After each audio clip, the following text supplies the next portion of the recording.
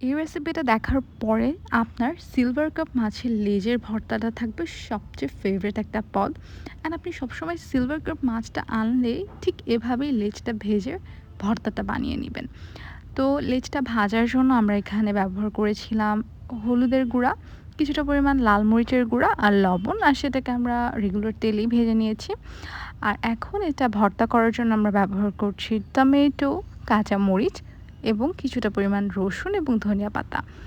তো সবগুলো উপকরণ আমরা তেলে ভেজে নেব। আমি এখন এটাকে ভাজার জন্য ব্যবহার করছি সরিষার তেল। মরিচগুলো কিন্তু খুব তাড়াতাড়ি হয়ে যায়, তাই উঠিয়ে নিয়েছি মরিচগুলো। আর রসুনগুলো আমরা এখানে একটু বেশি সময় ধরেই ভেজে নেব। আর টমেটোটাকে দেখতে পাচ্ছেন এরকম ভেঙে, ভেঙে নিচ্ছিলাম যাতে টমেটোর ভিতরেও ফ্লেভার পৌঁছায় সরিষার তেলের। কিছুক্ষণ ভেজে আমরা টমেটোটাকেও তুলে নিয়েছি আর এবার সেই সিলভার কাপ মাছের লেজটা দিয়ে দিলাম। এটাকেও আমরা সরিষার তেলের সাথে ভেজে নিয়েছি। অল্প কিছুটা পরিমাণ লবণ দিয়ে আমরা সরিষার তেলে ভেজে নেওয়া টমেটো, ধনেপাতা, কাঁচামরিচ এবং রসুনগুলোকে একটু মেখে নিয়েছি, একটু চটকে ম্যাশ করে নিয়েছি। এবার ওই যে মাছের যে লেজটা আমরা সরিষার তেলে ভাজছিলাম, তাতে আমরা এই সবগুলো ইনগ্রিডিয়েন্টস দিয়ে খুব ভালোভাবে আরও কিছুক্ষণ নাড়াচাড়া করে একটু চামচের সহায়তায় ম্যাশ করে দিব।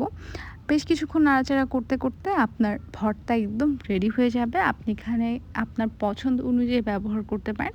আমি এখানে রসুন ব্যবহার করেছি, আপনি চাইলে রসুনটা স্কিপ করে পেঁয়াজ ব্যবহার করতে পারেন।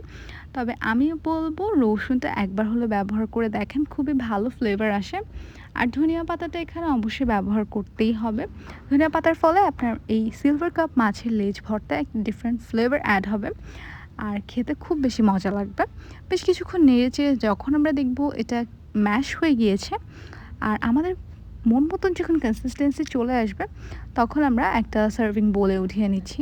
পরিবেশন করেছি একটা কাঁচামরিচ মাঝখান দিয়ে ফালি করে, একটু সাইড দিয়ে দিয়ে দিয়েছি, দেখতে পাচ্ছেন দেখতে অনেক সুন্দর লাগছে। আর এটা খেতে খুবই মজা ছিল। তো ভাতের সাথে যদি এটা ট্রাই করেন, আমি বলব আপনাদের কাছে এটা অনেক ভালো লাগবে। তো আজকের মতন এতটুকুই।